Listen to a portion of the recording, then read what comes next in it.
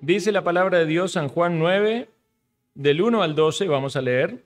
Al pasar Jesús vio a un hombre ciego de nacimiento y le preguntaron sus discípulos diciendo: Rabí, ¿quién pecó, este o sus padres, para que haya nacido ciego? Respondió Jesús: no es que pecó este ni sus padres, sino que las obras de Dios se manifiesten. Sino para que las obras de Dios se manifiesten en él. Me es necesario hacer las obras del que me envió, entre tanto que el día dura. La noche viene cuando nadie puede trabajar. Entre tanto que estoy en el mundo, luz soy del mundo. Dicho esto, escupió en tierra e hizo lodo con la saliva y untó con el lodo los ojos del ciego. Y le dijo: ve a lavarte en el estanque de Siloé, que traducido es enviado. Fue entonces y se lavó y regresó viendo. Entonces los vecinos y los que antes le habían visto que era ciego decían: ¿no es este el que se sentaba y mendigaba? Unos decían: él es, y otros: a él se parece. Él decía: yo soy. Y le dijeron: ¿cómo te fueron abiertos los ojos? Respondió él y dijo: aquel hombre que se llamaba Jesús hizo lodo, me untó los ojos y me dijo: ve al Siloé y lávate. Y fui y me lavé y recibí la vista.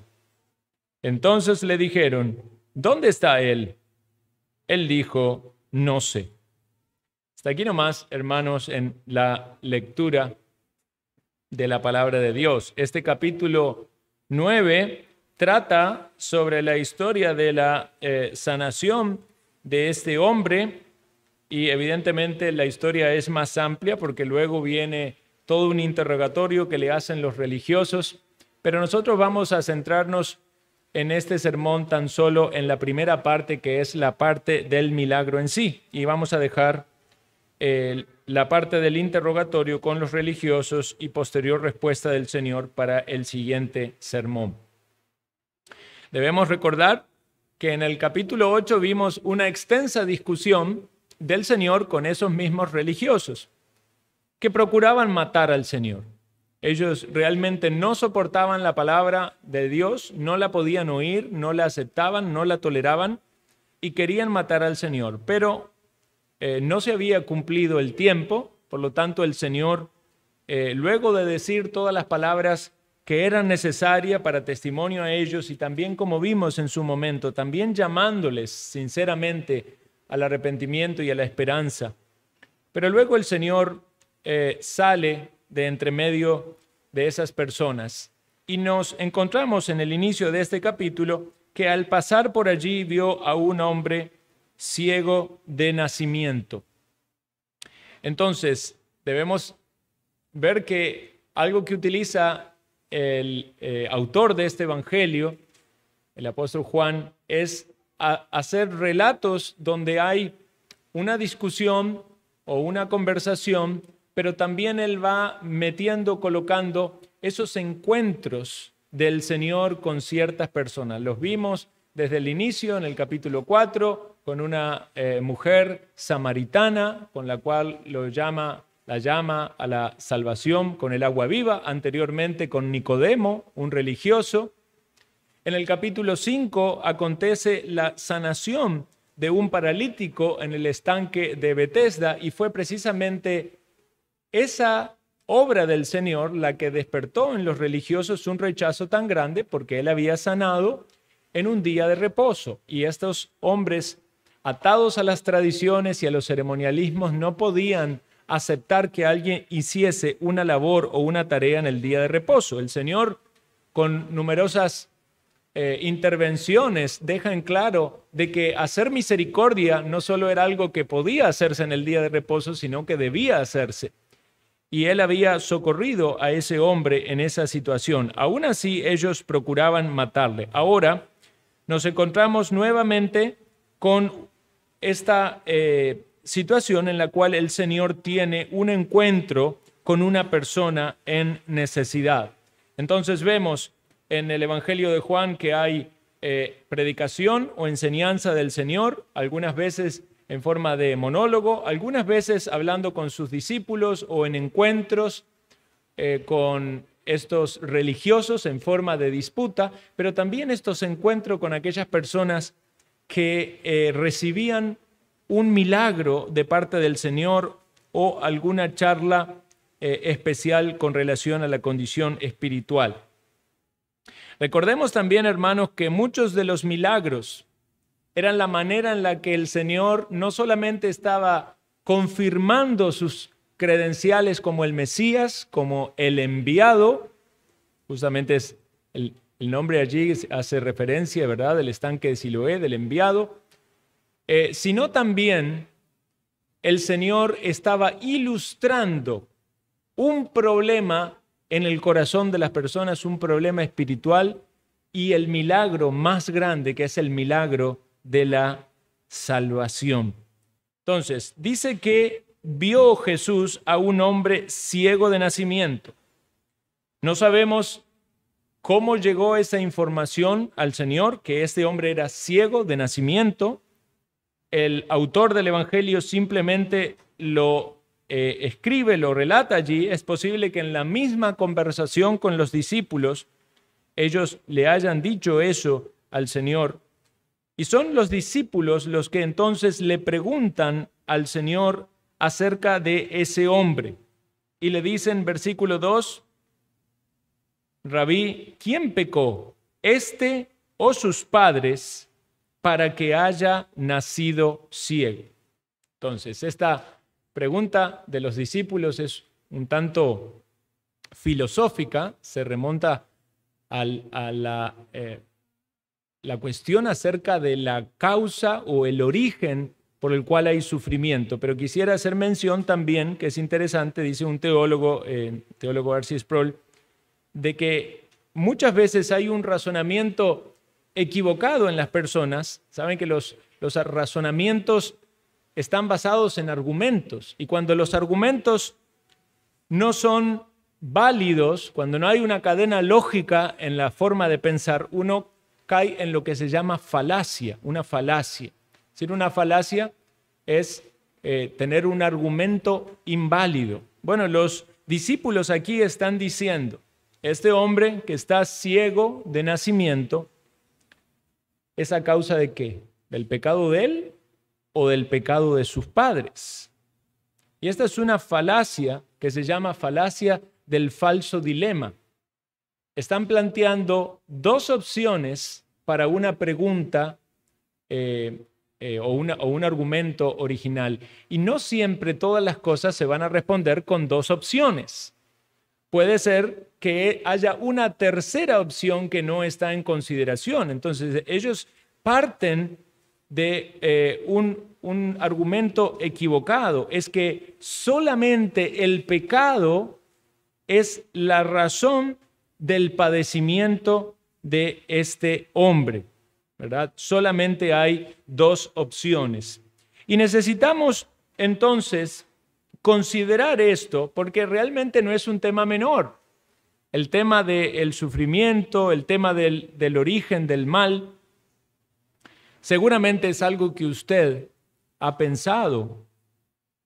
Cuando pensamos en la raza humana caída en pecado de Génesis capítulo 3, sabemos que el pecado afectó no solamente a Adán y a Eva, sino afectó a toda la raza humana. De hecho, la muerte entró al mundo, la experiencia de la muerte, como consecuencia del pecado.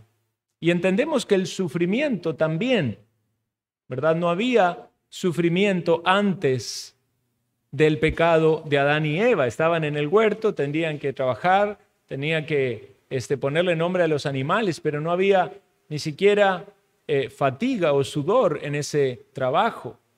Cuando viene el pecado, vienen las consecuencias, viene la muerte, viene el sufrimiento. Entonces podemos hablar en un sentido general de que ciertamente detrás de cada sufrimiento, la causa o la razón primaria es el pecado, porque si no habría pecado, no habría muerte y no habría sufrimiento en este mundo. Sin embargo, esa no es toda la consideración del asunto. Los discípulos, cuando ven a este hombre, están viendo un sufrimiento particular o una aflicción, un padecimiento como era el haber nacido ciego, y están atribuyéndolo a algún pecado o a pecados de personas específicas, sea él el que lo padecía o los padres, y en ese caso sería una consecuencia del pecado de los padres. Bueno, la mayoría de ustedes saben de la historia de la Biblia. Si ha leído el libro de Job, si ha estudiado de Job, usted sabe que Job era un hombre piadoso. Sabemos por la Escritura que no era un hombre sin pecado, pero ciertamente porque tenemos el conocimiento doctrinal acerca de la naturaleza del hombre. Pero usted lee la Escritura y lo describe como un hombre perfecto en todos sus caminos y entendemos que era un hombre piadoso, un hombre que se conducía con rectitud, que tenía temor del Señor.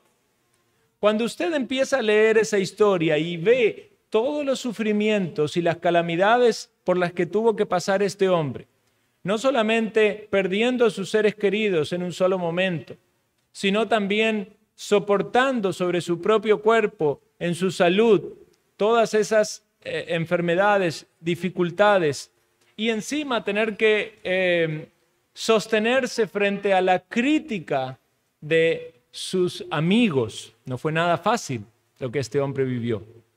Pero si ciertamente hay una razón por la cual este libro fue allí escrito, es para que comprendamos que no todo sufrimiento o padecimiento en este mundo es una consecuencia directa del pecado. Esos amigos de Job ciertamente entendían que había una correlación entre el pecado o la maldad de una persona y los padecimientos que tenían.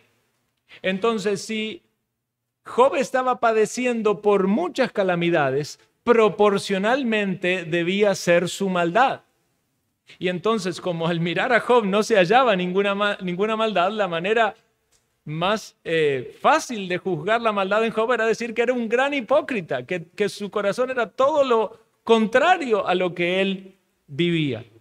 Bueno, ustedes ven al final de la historia de Job que ciertamente Dios le pidió a Job que orara por sus amigos para que ellos fuesen perdonados y restaurados, porque ellos abusaron del juicio contra Job y no fue realmente una consecuencia de algún pecado o pecados en particular que Job haya cometido, sino que estaba en la determinación de Dios, en la providencia divina, traer estas aflicciones a la vida de este hombre, no sin propósito, aunque muchas veces no comprendamos todos los propósitos del Señor.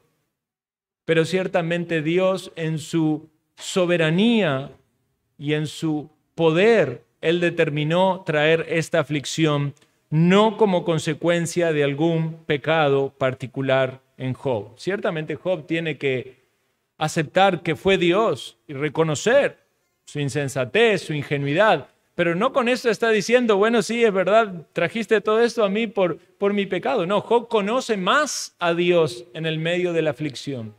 Se da cuenta más de su condición tan necesitada de Dios en medio de su aflicción. Pero él debe aceptar, ¿verdad?, que es Dios con sus planes soberanos y eternos que no pueden ser acusados ni juzgados. Bueno, entonces, esta lógica de que un sufrimiento va a venir solamente por causa del pecado parece ciertamente ser la manera en la que pensaban los discípulos. ¿De quién había sido la culpa del padecimiento de este hombre para que nazca ciego? Y muchas veces las personas pueden pensar así, que si alguien está padeciendo porque ha pecado en algo o porque el pecado, se habla hoy en día mucho en algunas iglesias de las maldiciones generacionales, ¿verdad? El pecado de otro le pasó a tal persona. Bueno, no podemos ignorar, hermanos, una realidad bíblica. El pecado trae consecuencias. Y ciertamente hay pecados cuyas consecuencias van a traer afectación a otras personas. Ciertamente padres pueden, por causa de sus pecados o sus negligencias, afectar a su familia o a sus hijos. Si uno lee el libro de Proverbios, va a ver que hay ciertamente calamidades y malos resultados para aquellos que andan desordenadamente. Cuando uno ve a aquellos que se conducen lejos del temor de Dios, aquellos que no atienden al consejo, que no ponen su interés en la búsqueda de la sabiduría, ciertamente para esas personas no hay un buen porvenir. Sin embargo, también entendemos que cuando el libro de Proverbios instruye esas cosas y enseña esas cosas, no está hablando ni de promesas ni de reglas que van a ser cumplidas exactamente de forma inalterada en cada uno, porque alguien puede decir, yo veo personas en este mundo que andan mal, que pecan constantemente, y no veo que pasen por calamidades, que sufran, más bien tienen muchos placeres y disfrutan mucho de esta vida y algunos hasta mueren así. Bueno, sabemos cuál es el destino de esas personas, ¿verdad? Y debemos tener cuidado en nuestro corazón de no engañarnos o no vernos seducidos a la maldad, porque aquellos que están en maldad o en impiedad prosperen o les vaya bien. De hecho, esa fue la experiencia del salmista. ¿Recuerdan Asaf cuando dice que empezó a considerar la prosperidad de los impíos? Dice en el Salmo 73, y es bonito, si usted quiere, puede leer todo ese salmo para ver la experiencia de este hombre. Dice, he aquí estos impíos, sin ser turbados del mundo, alcanzaron riquezas. Verdaderamente en vano he limpiado mi corazón y he lavado mis manos en inocencia, pues he sido azotado todo el día y castigado todas las mañanas. Esa era la experiencia de este salmista. O sea, yo que me he esforzado por andar bien con un limpio corazón y por estar agradando a Dios, estoy sufriendo. Y aquellos que son impíos están llenos de deleite. Podría haber allí un cuestionamiento acerca de lo que dice la palabra. ¿Dónde está, verdad, el castigo para aquellos que andan en impiedad? ¿Dónde están las bendiciones para aquellos que andan de manera correcta? Pero ciertamente el mismo salmista luego se da cuenta, ¿verdad?, de su pensamiento, que era equivocado. Dice que cuando entró al santuario, cuando comprendió el fin de ellos, se dio cuenta de su error, de su pensamiento inapropiado. Ahora entonces podemos tener esta perspectiva un poco más amplia acerca de lo que pasa con el pecado y el sufrimiento. Ciertamente es el sufrimiento originado en el pecado, podemos decir que sí, en un sentido general, todo sufrimiento, la muerte viene por causa de un pecado original. Pero cuando hablamos de pecados específicos, podemos decir que una persona que está sufriendo es por algún pecado. Bueno, como dijimos acerca de Job, no necesariamente es a causa de un pecado, porque Dios también trae aflicciones a personas que andan de manera honrada. Y pudiese ser de que alguien que anda en pecado le vaya bien, puede ser, esa es una experiencia de esta vida. Sabemos que Dios al final le juzgará. Y puede ser que algún cristiano o alguna persona en este mundo Dios lo castigue por su pecado. Eso también puede ser. Es otra enseñanza de la Escritura.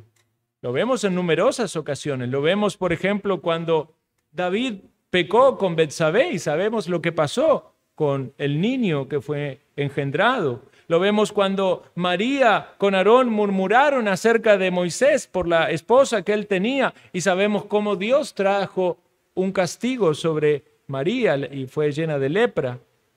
Lo vemos cuando leemos en 1 Corintios acerca de la cena del Señor, de los hermanos en Corinto que participaban de esta liturgia y ceremonia, ordenanza sagrada de una manera irresponsable, y algunos de ellos estaban en pecados y no tomaban conciencia de lo que representaba tomar la cena del Señor y arrepentirse de sus pecados y confesar. ¿Y qué dice la Escritura? Que muchos estaban enfermos y debilitados entre ellos, incluso que algunos duermen, y eso es una referencia a la muerte.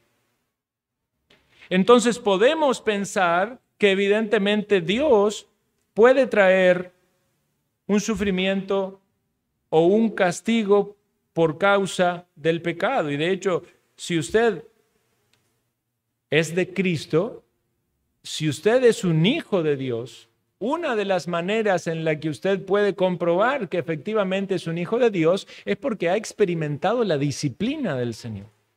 ¿Puede dar usted testimonio de que cuando usted ha andado de manera desordenada, Dios de algún modo le ha disciplinado y le ha castigado? Porque si ciertamente no lo hace, entonces debe cuestionarse si es un hijo de Dios. Ahora, ciertamente Dios es paciente y es misericordioso, muchas veces extiende los lazos, ¿verdad?, de amor por muchos medios, por el medio de gracia de su palabra, ¿verdad?, por el amor de los hermanos, por la exhortación, por el consejo, por numerosas oportunidades donde el Señor, aún a pesar de nuestras desobediencias, el Señor nos muestra que nos está haciendo paciente y amando. Pero también es posible que Dios pueda traer un castigo o una corrección a nuestra vida porque nos ama. Entonces, este tema del sufrimiento no es así tan sencillo como decir, si le pasa algo malo es porque pecó. No caigamos, ¿verdad?, en esa falacia o en esa mala interpretación de los hechos. Es muy amplio, pero sí entendemos, hermanos, que muchas veces va a haber personas que van a tener que enfrentar un sufrimiento, y la razón o la causa por la cual Dios determina eso es porque Dios quiere ser glorificado a través de ese sufrimiento. Y eso es lo que el Señor le dice aquí a los discípulos. No es que pecó éste ni sus padres, sino para que las obras de Dios se manifiesten en él. Entonces, aquí podemos pararnos y detenernos por un momento y analizar nuestra vida a la luz de esta enseñanza que tenemos aquí. ¿Hay sufrimientos y aflicciones en mi vida? Sí. ¿Puede ser que estas sean consecuencias de pecado?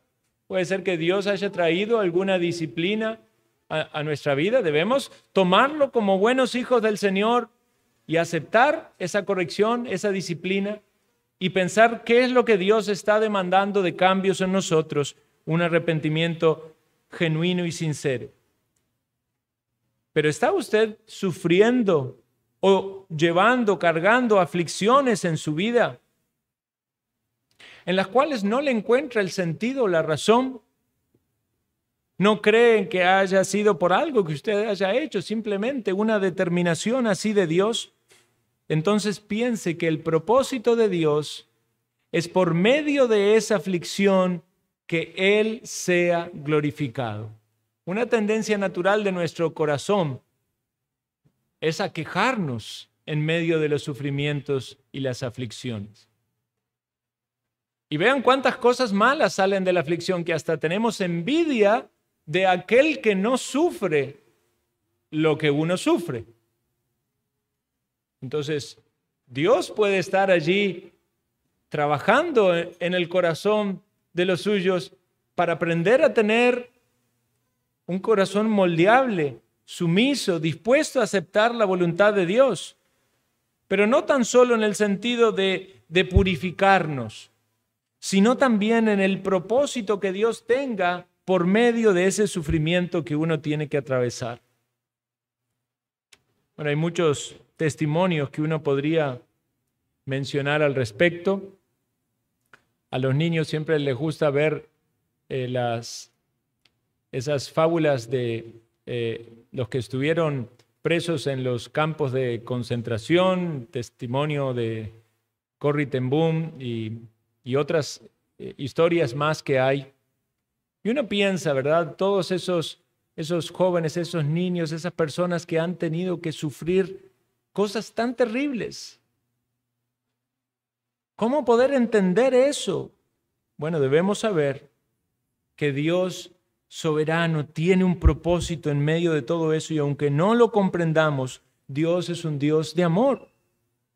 Dice en Romanos 8:28, y sabemos que a los que aman a Dios, todas las cosas les ayudan a bien, esto es, a los que conforme a su propósito son llamados. Evidentemente aquel que no es de Cristo se va a quejar y quizás hasta se rebela contra Dios mismo.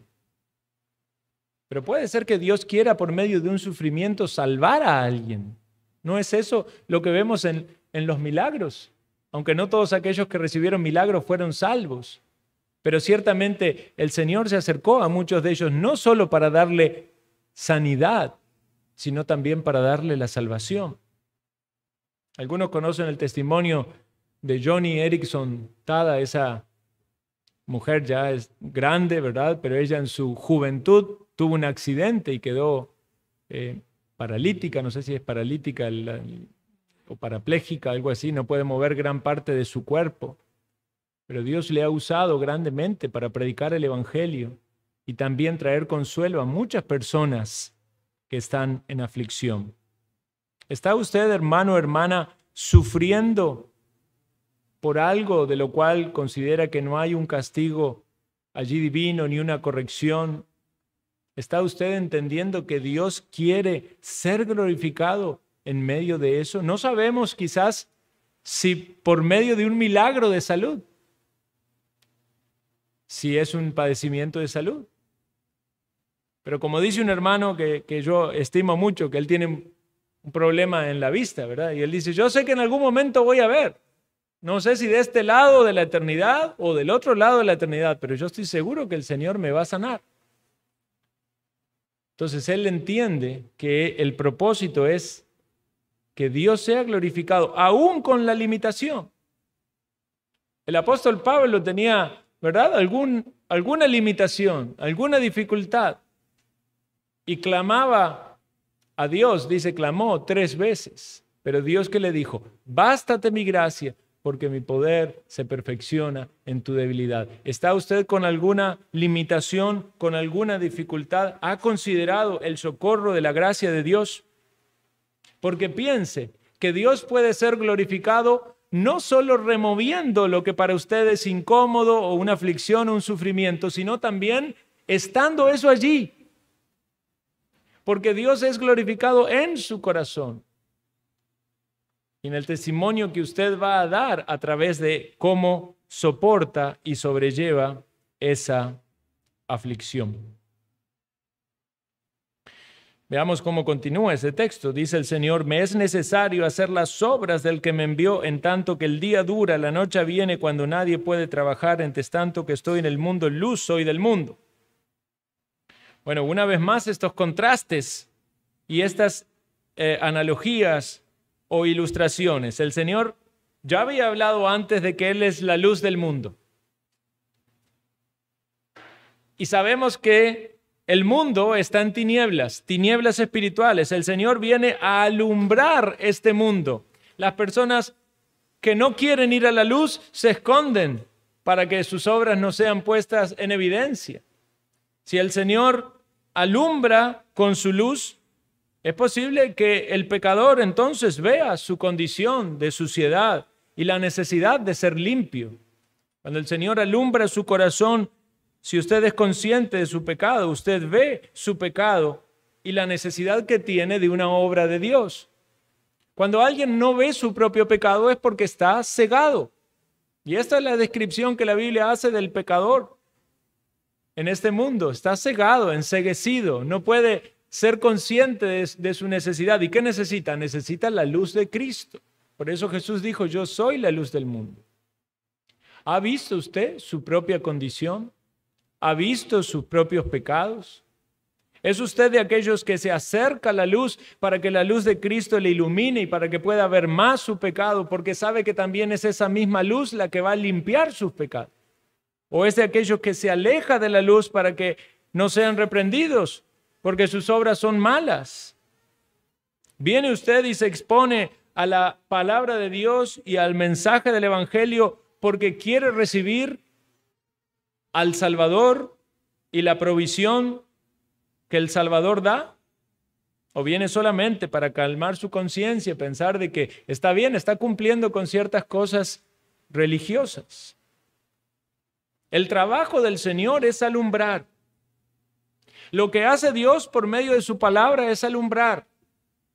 Cuando le pedimos a Dios que nos dé entendimiento, eso es lo que se aplica, que sean alumbrados nuestros ojos, nuestro entendimiento. Si usted quiere ver con claridad su condición y lo que Dios le quiere decir, pídale que la luz de Cristo alumbre su corazón, alumbre sus pensamientos, que usted salga de las tinieblas. Y vean qué ilustración. Este hombre estaba ciego. Y llega Jesús, que es la luz. ¿Y qué hace Jesús? Le da la vista.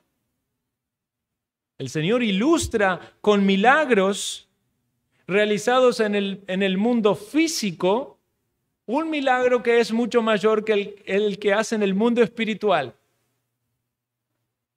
Puede haber ciegos aquí que reciban la vista en el sentido espiritual. ¿Por qué? Porque la luz de Cristo por su palabra toca su mente y toca su corazón, y esta persona reconoce su condición y se da cuenta quién es Cristo y va a Él en arrepentimiento y en fe. Por eso nosotros cantamos: fui ciego, mas miro hoy. Hoy veo. Fui ciego espiritualmente, estaba en mis delitos y pecados, muerto, como memorizamos, pero veo hoy con claridad porque el Señor me alumbró, el Señor me dio la vista. El Señor está trabajando. Los enemigos estaban allí viendo a ver en qué podían acusarlo, si era día de reposo o no, pero el Señor está trabajando. El propósito del Señor por el cual el Padre le envió esas obras que le envió, implicaba venir y a buscar y a salvar lo que se había perdido. Y créanme algo, hermanos, el Señor sigue haciendo esta obra. El Señor resucitó y está en los cielos, y hoy no podemos hablar de que el Señor anda en la tierra haciendo milagros físicos. Ciertamente, si el Señor quiere desde los cielos, puede sanar a alguien físicamente, no tengo la menor duda de eso. Pero sin embargo, en la etapa del ministerio terrenal del Señor, el énfasis fue en estos milagros físicos como un testimonio del poder de Dios. Pero ciertamente el énfasis en el ministerio del Señor ahora, habiendo sido demostrado su poder en lo físico, es tocar los corazones y dar vista a los ciegos que están en prisiones de maldad. El Señor está trabajando y puede ser que en su trabajo el Señor esté hablando al corazón de algunos aquí para llevarlos a la luz de Cristo. Eso es lo que nos dice la palabra. Sacó del reino de las tinieblas para llevarnos al reino de su amado Hijo. Eso es lo que hace Dios. Algunos que están ciegos, caminando y no saben por dónde van, no saben con qué tropiezan. A veces hasta quieren guiar a otros. Si Dios le dice ciego, guía de ciego. Pero quiera Dios mostrarles la condición espiritual. El apóstol Pablo pensaba que veía y en un momento quedó ciego, ¿verdad? Justamente cuando quedó ciego fue el momento en que vio espiritualmente, porque fue en el momento que escuchó la voz de Cristo y que escuchó la necesidad de que él tenía de seguir al Señor, de arrepentirse y seguir al Señor. Entonces puede ser de que una situación adversa en el mundo físico, en nuestra experiencia física, el Señor la una a una bendición espiritual. Puede ser que Dios lleve a alguien en un padecimiento para poder guiarle también a la salvación. En los versículos siguientes vemos el procedimiento, y es un procedimiento bastante particular el de este milagro, porque muchos milagros tan solo el Señor dijo una palabra, a veces ni decía nada, simplemente el milagro acontecía. ¿Recuerdan con lo de los panes que hoy lo leímos? En ningún momento dice nada, simplemente los panes se multiplican. Algunas personas le dice, como pediste te sea hecho, o por tu fe has sido sana. Pero en este caso hay todo un procedimiento y el método que el Señor usa es escupir en tierra y hacer lodo con su saliva. Entendemos que el ciego no era consciente de esto o no lo veía, quizás podía suponer, ¿verdad? Haber oído, ¿verdad?, que el Señor escupió en tierra, no vio que estaba haciendo lodo, pero evidentemente sintió el lodo sobre sus ojos. Quizás es buena la referencia a pensar que en la creación el Señor nos hizo del polvo de la tierra. Ahora Dios está tomando nuevamente del polvo de la tierra y pudiéramos hacer como una referencia a este ungüento, ¿verdad? Pero evidentemente no es el barro el que tiene el poder, es el Señor el que está creando allí dos ojos nuevos, porque el hecho de que sea un ciego de nacimiento implica de que esta era una afectación ya congénita. Esos ojos no cumplían su función. Entonces era necesario que fuesen nuevos, ¿verdad? No estamos solo hablando de una sanación, sino de una regeneración del funcionamiento completo de ese órgano. Y luego también podemos cuestionarnos un poco por qué, si él era ciego, lo manda a lavarse al estanque, ¿verdad? Es decir, Señor, es ciego y lo mandas al estanque. Bueno, a veces no entendemos realmente cómo Dios obra. Quizás el ciego podría cuestionarse por qué lodo, por qué escupir, ¿verdad? ¿Por qué tenía que ir él al estanque?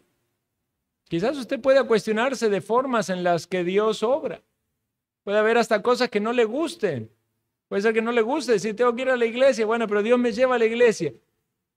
Puede ser que no le agrade algo de la determinación divina, del procedimiento que Dios hace. Quizás Dios coloca una persona en su vida con la cual es difícil para usted tratar, pero es Dios que está usando ese método, ese procedimiento, y es Dios que le está llevando a la salvación. Puede ser que haya peticiones que hasta son complejas. Ve a lavarte al estanque. Y eso va a implicar para este ciego, ¿verdad?, salir allí a tientas o pedir ayuda a alguien. No pudiera imaginarse el Señor llevándolo, ¿verdad?, al ciego al estanque, pero dice, no, ve a lavarte el estanque. Puede haber palabras o órdenes del Señor a su vida que hasta le resulten a usted contradictorias, como que el Señor es frío, o que no le ama, o que le pide algo demasiado difícil para hacer. La pregunta es, ¿qué va a hacer usted? ¿Lo va a hacer? ¿Va a tomar la palabra del Señor como autoritativa para su vida y la va a tomar con la esperanza de que Él busca su bien? Muchas personas, cuando reciben la orden del Señor, se enojan con el Señor. Dicen, no, ya, ¿qué me pide a mí? No, me voy, ¿verdad? Como Naamán ya dice, no, que me voy a meter a ese río sucio. ¿Cuántos ríos buenos había en la zona de la que vine? Hazlo tan solo por la palabra. 7 veces se levantó de la 7ª vez y su piel ya no estaba con lepra. Bueno, este hombre no parece presentar oposición. No sabemos todo lo que aconteció en su mente. No sabemos cuántos posibles falsos médicos habían intervenido en él para querer Pero este hombre va hacia el estanque enviado. Él era un enviado al estanque enviado. Él había hablado con alguien que había sido enviado y lo estaba enviando. Vean cuánta relación hay con esa palabra allí. ¿Para qué fue enviado Cristo? Para dar vista a los ciegos. Y si el que es enviado te envía, ¿no has de ir? Si el que es enviado fue enviado para tu bien, ¿no has de obedecer? Y tenía que ir a lavarse. El Señor podía haberle lavado en ese momento, podía haber restaurado su vista sin ninguna necesidad de procedimiento, pero esto era la manera perfecta en la que Dios lo determinó y era la necesidad de ese hombre. Entonces usted tiene que pensar que la manera en la que Dios obra en su vida Y las determinaciones de Dios para con su vida son perfectas para usted. Usted se puede cuestionar muchas cosas de sus circunstancias actuales. Crea que son perfectas, diseñadas por Dios para usted. Y hágale caso a Dios.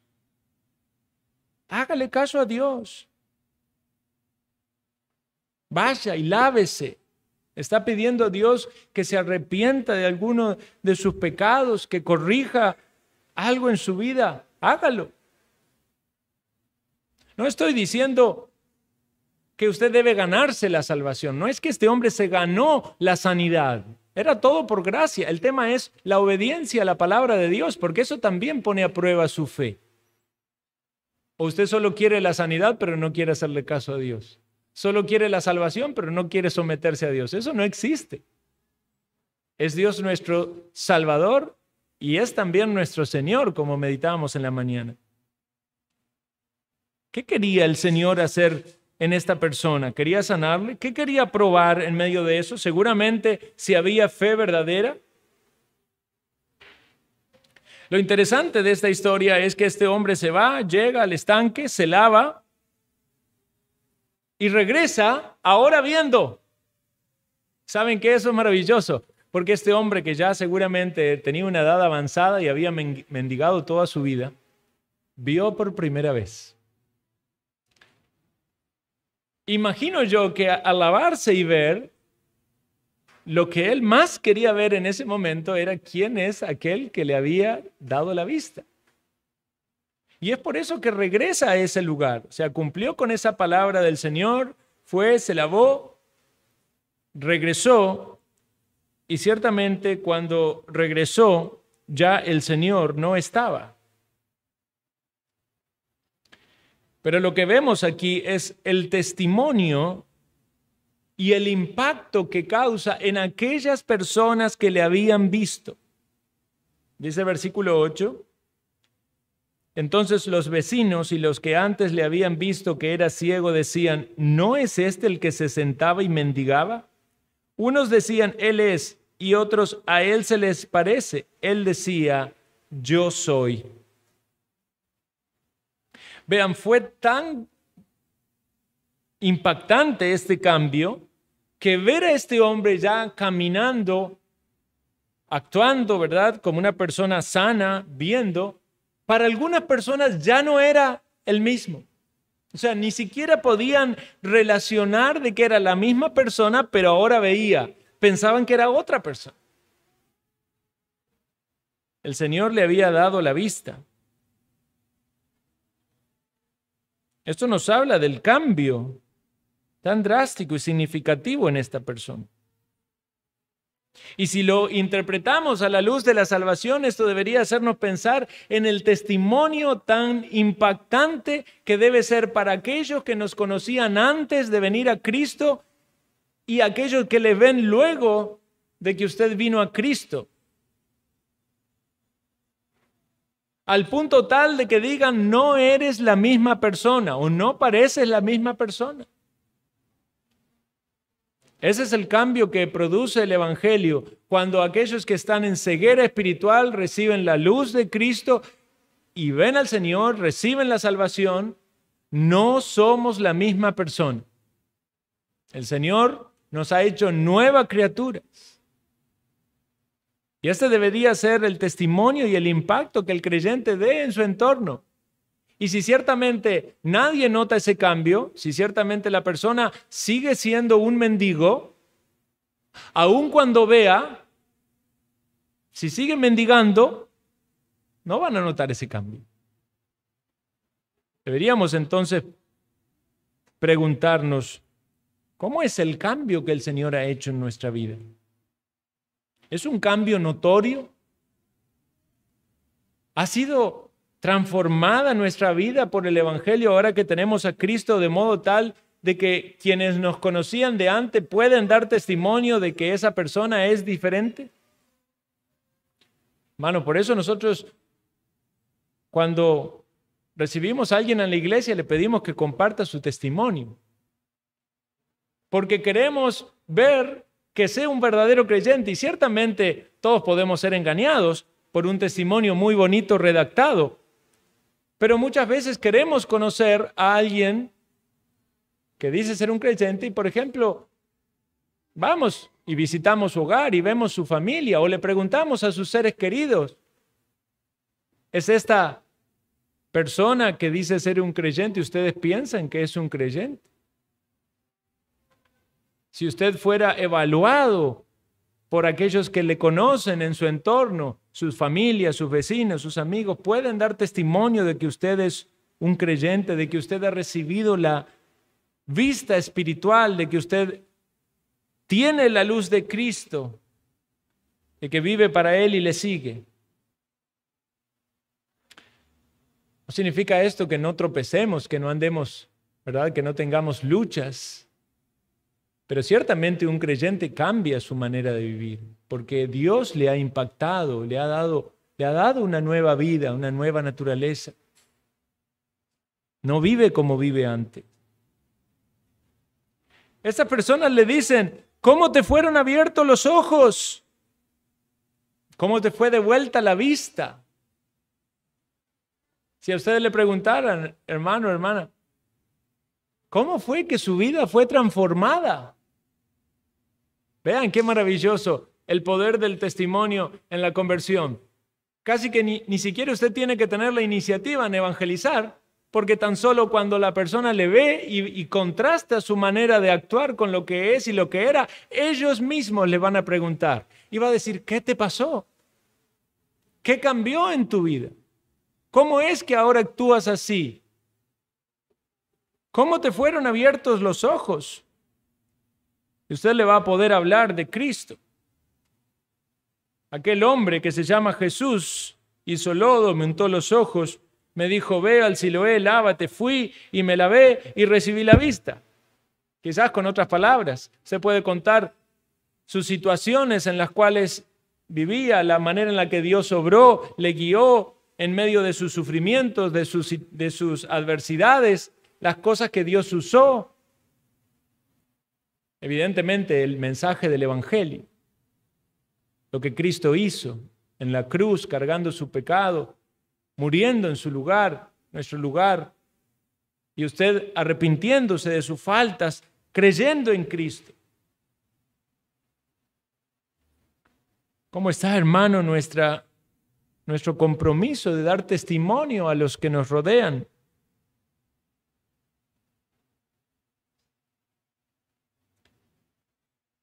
De hablarles a otros de Jesús.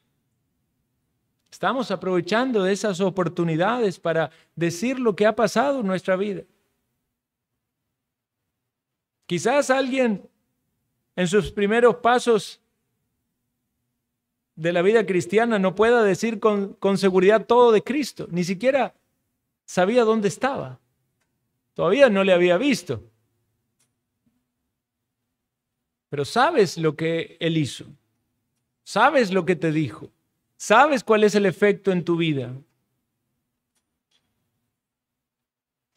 ¿Estás dando testimonio del Señor? Este milagro es una historia maravillosa. Alguien que estaba ciego y el Señor le dio la vista.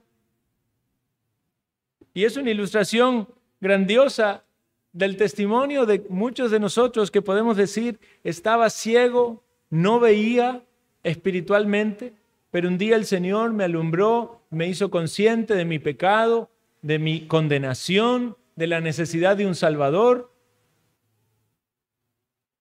Y escuché su voz y le seguí. Y ahora veo. Y ese hombre le estaba buscando.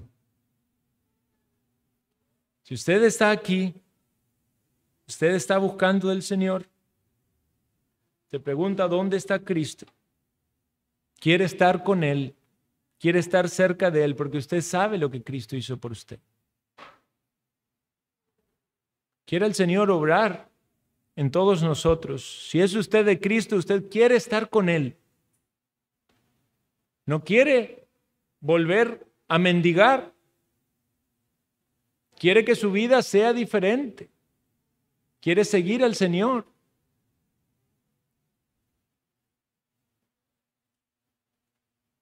Si alguien te pregunta acerca de tu testimonio, ¿cómo fueron abiertos tus ojos? ¿Qué le dirías? ¿Puedes articular con claridad la obra de Dios en tu vida? ¿Tienes seguridad de que Dios te ha salvado? ¿Hay entre nosotros alguien que todavía no sabe si siquiera Dios le ha dado vista espiritual? ¿Será que aún estás ciego? Quiere el Señor alumbrar tu corazón y esa es nuestra oración. Que nadie aquí permanezca en el engaño de su malvado corazón, sin luz espiritual. Recordemos para qué ha venido el Señor y veamos en medio de todas estas obras del Señor su amor. Me es necesario hacer las obras del que me envió. El Señor vino a buscar y a salvar lo que se había perdido. ¿Te salvó a ti? Si no es así, coloca tu fe en Cristo y no esperes más.